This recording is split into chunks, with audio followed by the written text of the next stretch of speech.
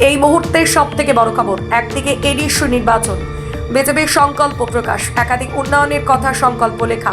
পাহাড়কে দখল করতে গিয়ে সমতলে বিজেপি একেবারে বিপাকে। মন্ত্রী প্রাণজিৎ সিংহ রায়ের বাড়ি ঘেরাও করলো বেকার যুবক যুবতীরা। বসে পড়ল রাস্তায় বেকার যুবক যুবতীরা। হাইরে কি রাজ্য! চাকরির দাবিতে মন্ত্রীর বাড়ি ঘেরাও।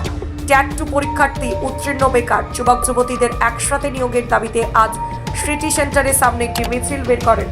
পরে তারা মন্ত্রী বাড়ি ঘেরাও করেন। আমি একটাই নিয়োগ করতে হবে। শুনুন কি বলছেন বেকার যুবক যুবতীরা। এখানে ট্যাট কোয়ালিফাই ক্যান্ডিডেট যারা বিগত দিনে আমরা অনেকবার এসেছিলাম, আমরা কোনো জায়গাতেই সদুত্তর পাচ্ছি না।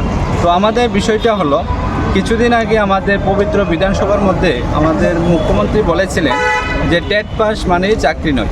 এই বিষয়টা আমরা এখানে যারা এসেছি প্রত্যেকে আমরা অবগত আছি, ট্যাট পাস মানে চাকরি নয়।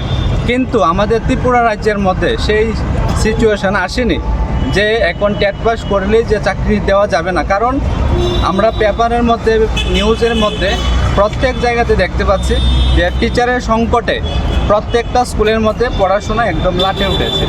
তার পাশাপাশি পবিত্র বিধানসভার মধ্যে তথ্য দেওয়া আছে যে এডিসি এলাকার মধ্যে 445টা স্কুলের মধ্যে অনলি ফর একজন করে টিচার আছে।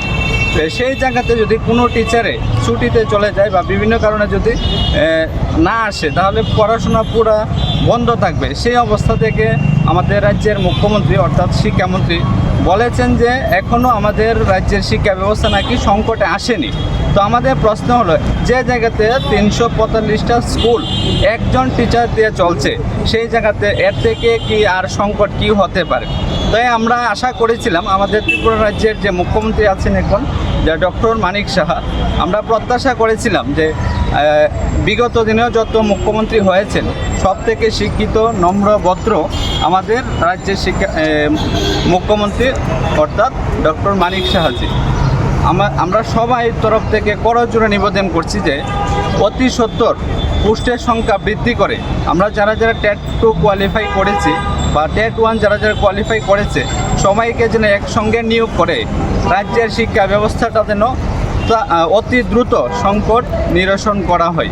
এই জন্যই আমরা এসেছি। এখন আমরা ফাইন্যান্স ডিপার্টমেন্টে যাব ডেপুটেশন দেওয়ার জন্য। আমরা বিভিন্ন জায়গাতে গিয়ে কোনো জায়গাতেই সদুত্তর পাচ্ছি না।